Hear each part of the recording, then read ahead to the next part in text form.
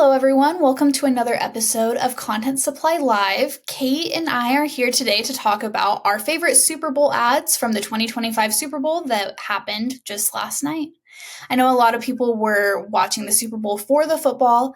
Other people were watching it for the ads. Others were watching it for the halftime performances. But we're going to talk about our favorite ads today. So one of my favorite ads that kind of struck a little bit of social media buzz was the Little Caesars Pizza ad and the Pringles ad. It was kind of funny because both of these ads were very, very similar. Both of their mascots have like mustaches. So basically the ad just showed these mustaches flying off and landing on other celebrities, which I thought was really funny. So we'll just go ahead and watch these ads together and see. We'll start off with the Pringles ad. We're out of Pringles. Just blow in the can. Do it. Like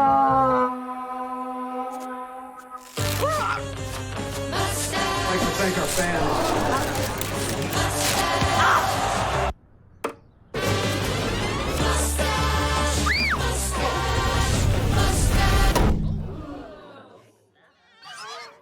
I'm just gonna go to the store. I think you got mine. I like it.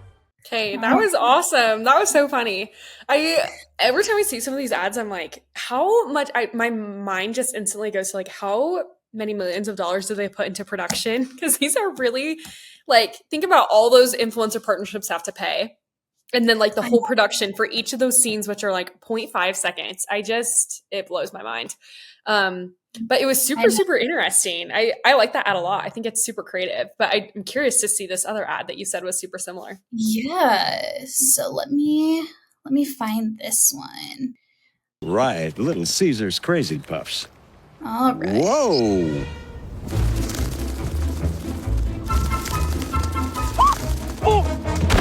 Is this little Becky?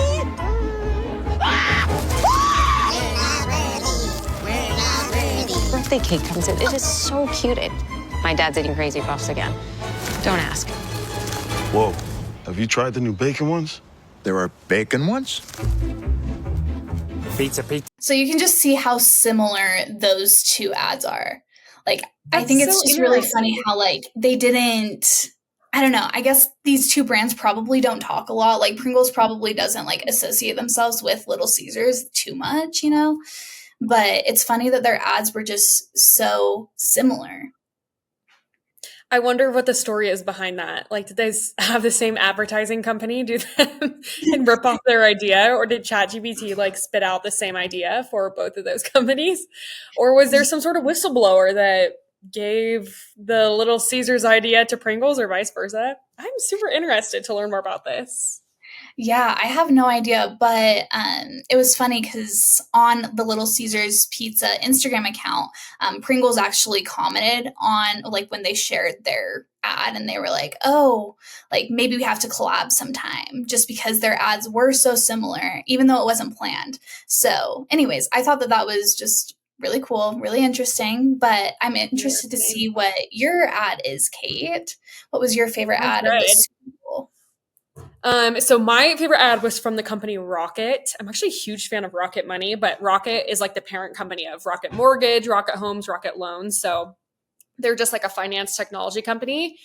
And their ad was super cool because it incorporated the audience and like the timing that the ad was played, and it coordinated with the music that was playing in the stadium. So it was super interesting. Do you want me to pull it up, Justine? Yeah, that would be great if you could. Okay. All right, here is the Rocket Money ad. Let's get you home. Almost heaven.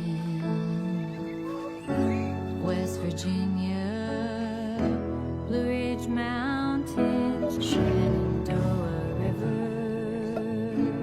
Life is older than the trees, younger than the mountains, growing That's like my a man. breeze. That's your boy? Yeah, I can't wait to get there, man. Country roads take me home to the place I belong.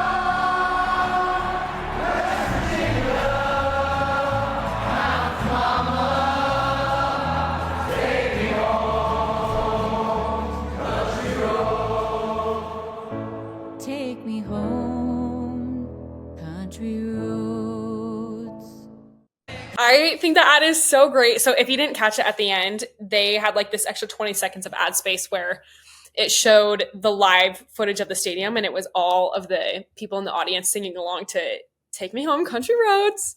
And I thought that was such a creative way of doing ad space because, I mean, that definitely took a lot of coordination and probably a lot of extra dollars to coordinate that. But I thought it was awesome. And also I thought the imagery that they used for that ad pulled a lot on nostalgia. And also I noticed that they used mostly millennial aged people, which is probably their target audience because millennials famously cannot own homes.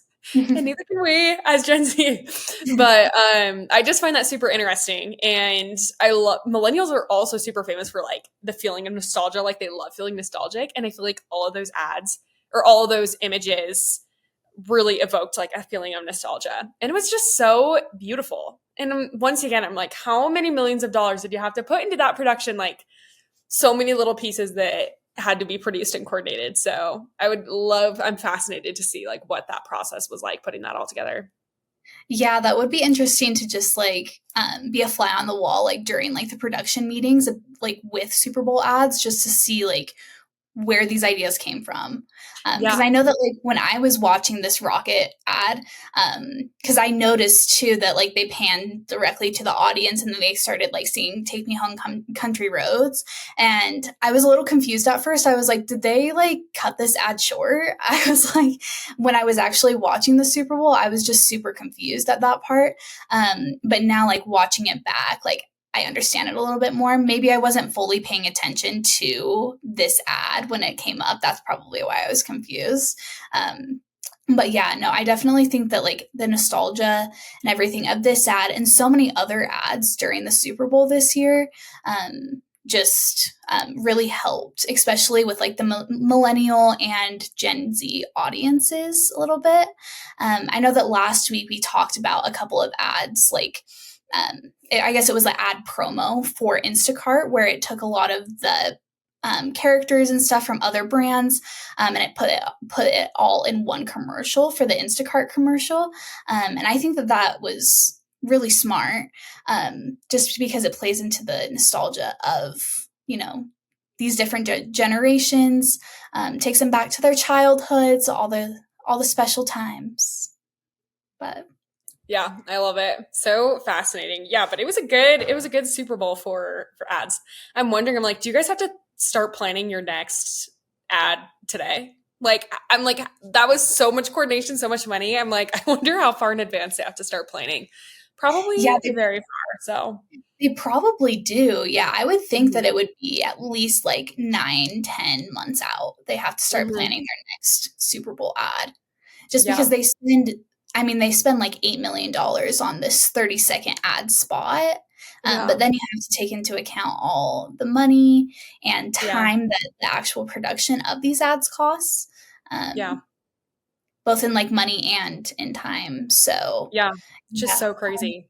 This is just one last thought. I think it's interesting that I guess we just in 2024 we had our election, but I think that was another time where ad slots were so expensive, and it's kind of like a mini like Super Bowl because there's so many households in America watching all at once that I'd be curious to see the numbers of what those ads costed for an election versus what they cost for the Super Bowl and which one is more expensive and which ones are more effective.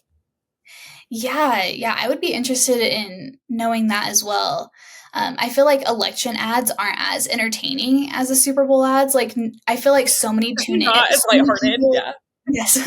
So many people tune into the Super Bowl just to watch the ads. Like, I feel like it's probably like maybe like 3/4 of them tune in for the football and the other half or like quarter tune in for either the halftime performance or just the ads.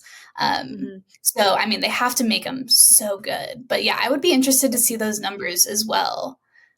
Because I mean, a lot of people we're watching the election ads too. So it's probably not as many people. I don't know, maybe. But yeah. Interesting.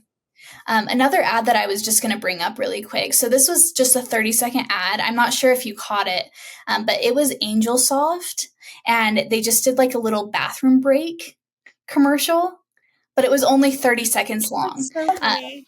We had a bunch of people over at my house watching the Super Bowl, and that ad came on, and it just kind of sparked everybody's like interests and everything. It was literally just like this angel baby up on the screen, and she was like, "Oh, you better take your bathroom break. You're running out of time," and stuff like that. But then again, the ad space was only like 30 seconds long. So I thought it was a really good idea. But everybody at my house was saying, well, 30 seconds is not long enough for a bathroom break. So True. Well, sorry, we couldn't pay $8 million for you to take your time. Yes. That's yes, what exactly. they're thinking. That's We so should have funny. spent $16 million on this basketball honestly. commercial. I saw Calm. This was back in the election, but Calm kind of did a similar style of ad where it was just like Calm is like a meditation app, and they had just like 30 seconds of silence, and it's kind of creative because I'm like, well, you spent all that money on the ad slot and now probably costed you not that much money to produce the actual ad, so kind of genius, and everyone's talking about it. So yeah, I remember seeing that one too during the election time. Yeah, that one was interesting as well.